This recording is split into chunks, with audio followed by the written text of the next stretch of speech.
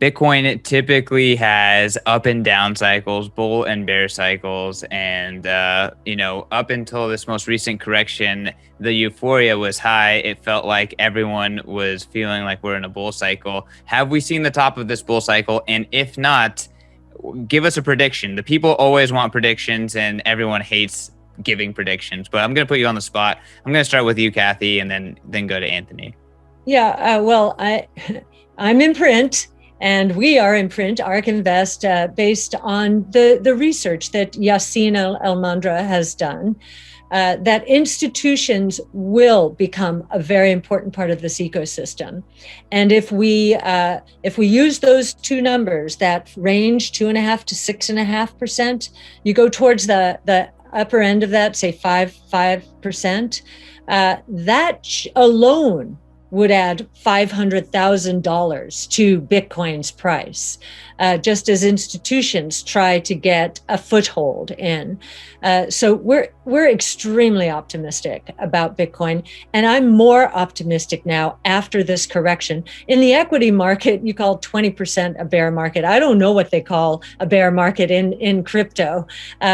So I feel, though, that as Anthony said, that we haven't even begun the institutional movement into the space.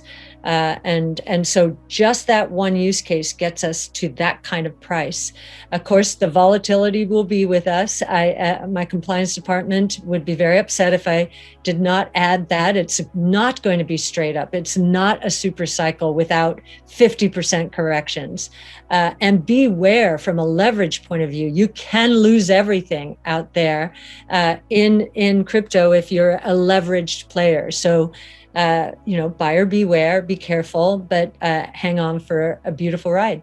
I think this volatility is almost good news because it is a lesson. Hey, this is a volatile asset. As long as investors describe it accurately, or asset managers describe it accurately as very volatile, although the volatility, if you look long-term, is coming down. It's still very volatile. I do believe this notion of a super cycle would never have another 50% correction. That's out the window. That's good. That is really good because regulators don't like any guarantees like that. So you've got that one out the window. You've got the price lower, so individuals won't be top ticking in the mid 60s, right? Much better price here. And you've got two people, well, many people at the SEC, but two in particular, Gary Now, who is an advocate of its place in the financial world, as well as the director of research at the SEC, who was promoted and now reports directly to the SEC chairman, in this case, Gary Gensler. So the SEC has placed a high priority, and we know in the last 4 years, since their first request for information, and we did send a response. We felt at that time, 4 years ago, we weren't ready from a liquidity point of view. I think that has changed, and I think the SEC's knowledge is terrific. I think there are a lot of, they've investigated every nook and cranny. So I think we're much closer. I think ESG is the second reason that it has gone down. Environmental, social governance, primarily environmental. How is Bitcoin mined? A lot of institutions are asking that question. And ESG has become a very important strategy, especially in Europe, increasingly in the United States. And this was one more risk that it was going to keep institutions from migrating into this new asset class. This is a new asset class. And from 10, 11 years worth of data, we can see the low correlation of returns compared to other assets. Institutional investors have to consider this because certainly their competitors are, as another form of diversification and opportunity. And I think this put that off for a moment.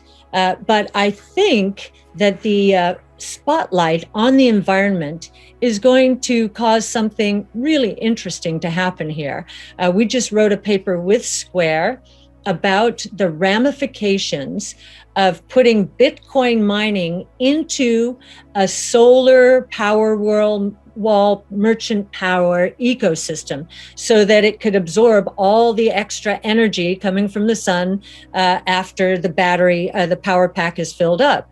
That would add a new dimension of economics to this ecosystem and would encourage homeowners and utilities to add more solar to their own ecosystems than otherwise would be the case. So it's actually going to accelerate the movement into renewables.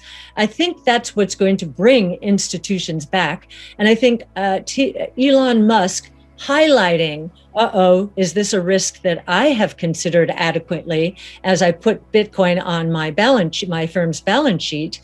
I think he's going to be a part of the solution. So we think what has happened here is actually going to turn into good news. I think a bigger point that needs to be made is that progress takes energy. And it seems as though any lightning rod involving, in this case, it was coal in China, is going to turn back the clock. But we really need to keep moving forward. This is progress. As Anthony mentioned, a DeFi system that does not fall apart after assets are cut in half. That's a pretty powerful source of progress, I think, from a financial system point of view. And I think just, again, the notion that Bitcoin mining could actually help renewables proliferate faster than otherwise would be the case, I think is going to win the day here, and that ESG will not be as much an issue as people think going forward. Bitcoin is the safest, the most secure of the blockchain technologies. And I think that is a huge consideration for institutions. Security, safety, is this thing going to blow up on me? So Bitcoin is the most secure, makes sense. It's the right place to start. The correlation of returns very low. And it also is the leader of the pack. If you look at 2017, as the crypto world took off, led by Bitcoin, here again in the last 6 months, led by Bitcoin. Ether was very slow this time to respond, but came on, obviously, once confidence increased, came on very strongly. I think institutions will diversify into other crypto assets, but they have to walk before they run. And I think they have to feel safe and secure in the knowledge that their assets are